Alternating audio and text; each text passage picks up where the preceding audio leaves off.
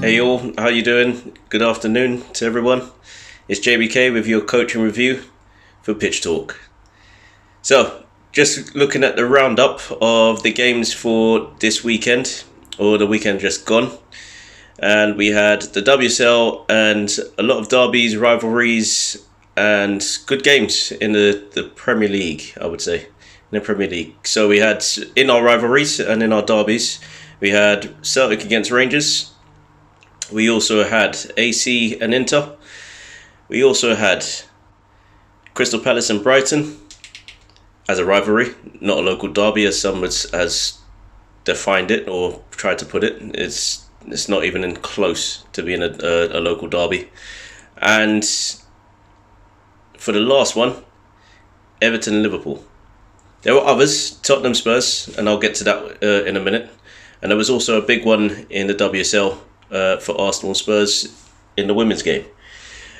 So, looking at the games between Everton and Liverpool, there were significant moments which made a massive impact on the result, as it could be seen quite clearly.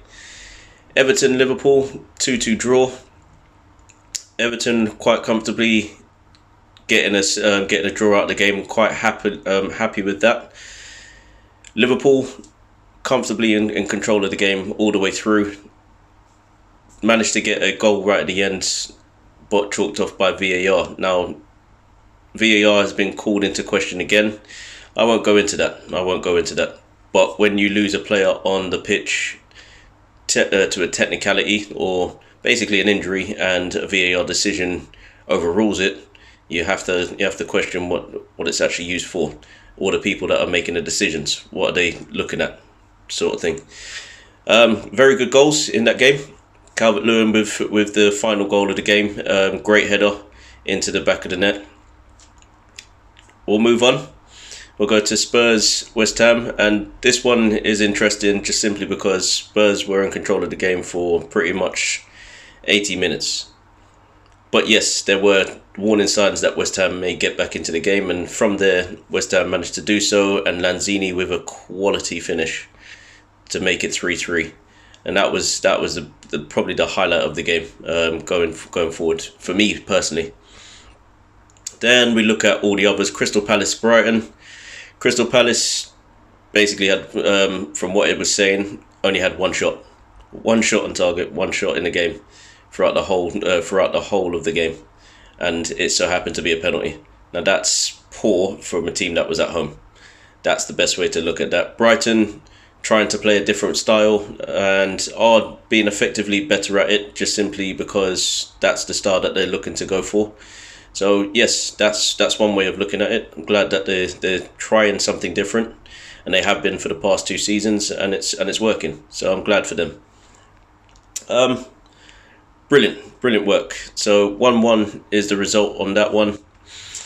Then we have the Manchester United away to Newcastle. That game is steeped in history with so many things off the pitch as well as on it. And yeah, Newcastle took the lead. And then all of a sudden from there, Manchester United stepped up their game. So it was almost a panic stations, and let's try and figure things out. And they did. United did.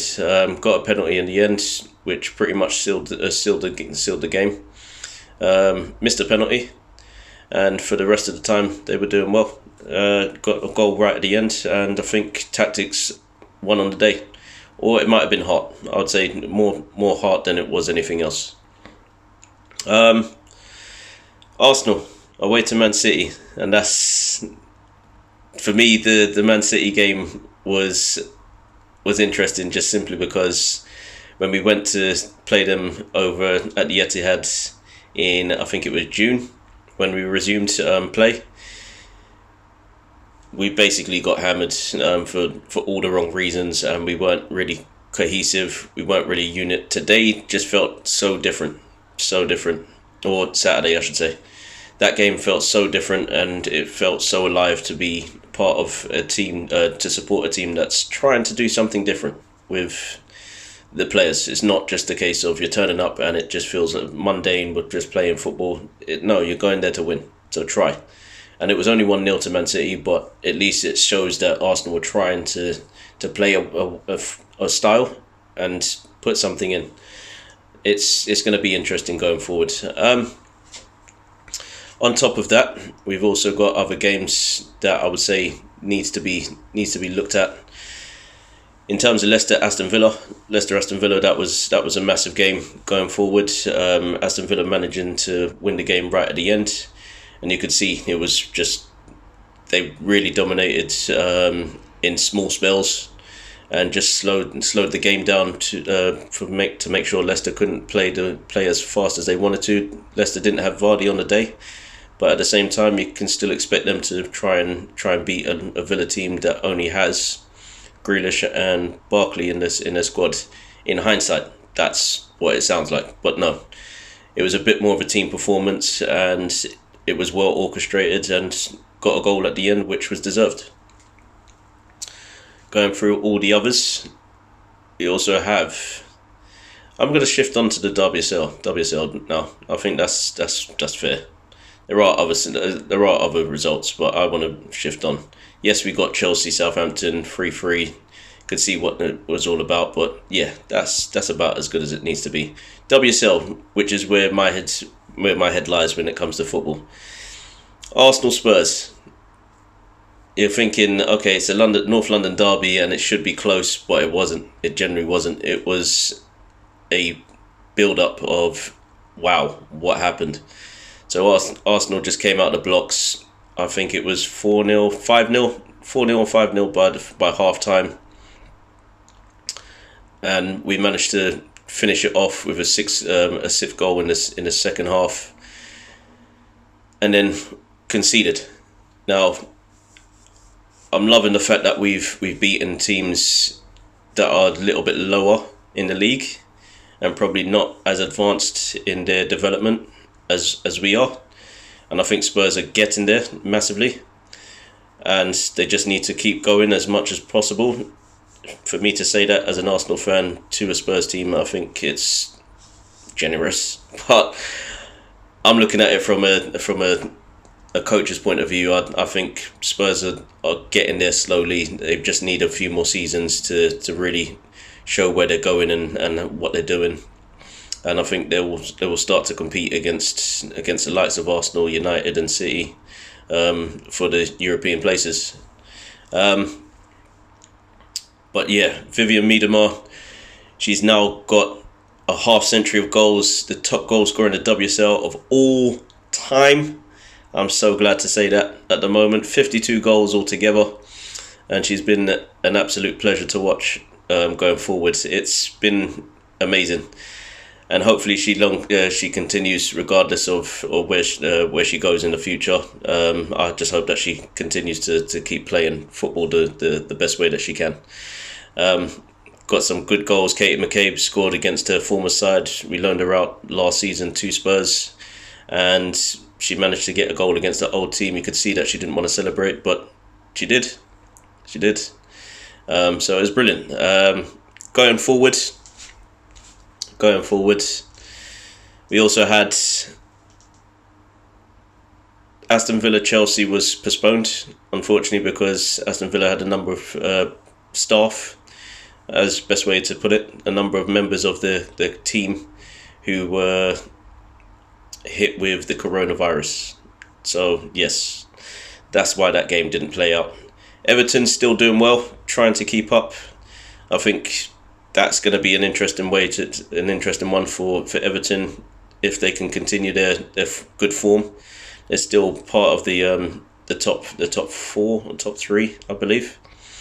And I believe that if they can continue that, then they'll show that there isn't just 2 teams or 3 teams in the league who have performed well and developed.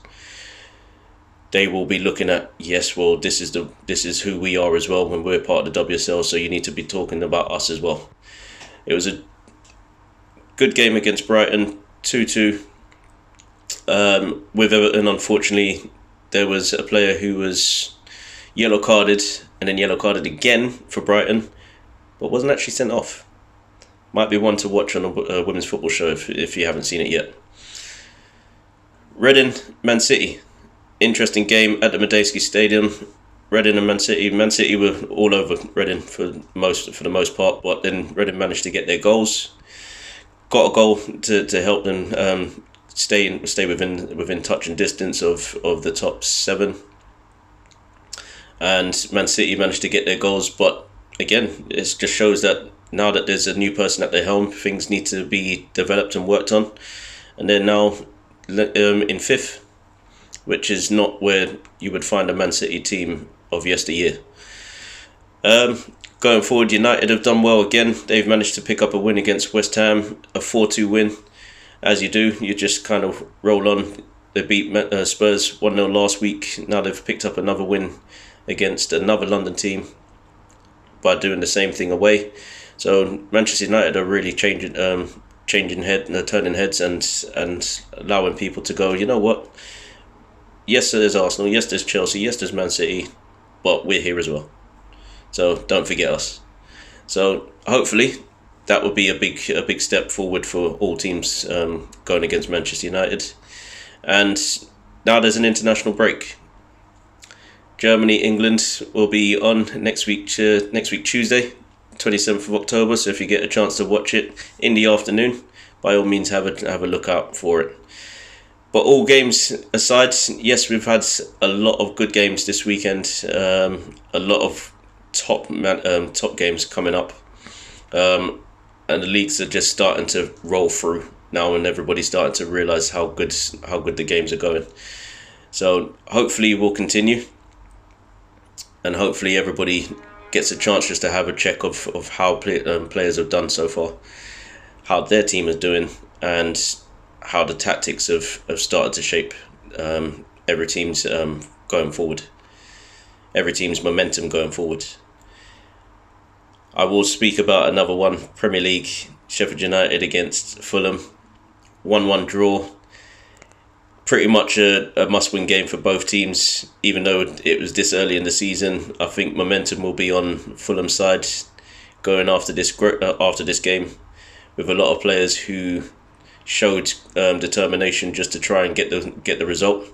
Now they've got West Brom next, and they've also got Burnley. So again, they've got games that they need to win and need to win big. So hopefully it will show that it's just not a yo-yo club where they'll go between the two. Hopefully they'll show that they can really do a job. But I'm now finishing off. Your host has been JBK. I hope everybody has a great weekend, or a great week to start off with, and then a great weekend. Yours truly. See you later.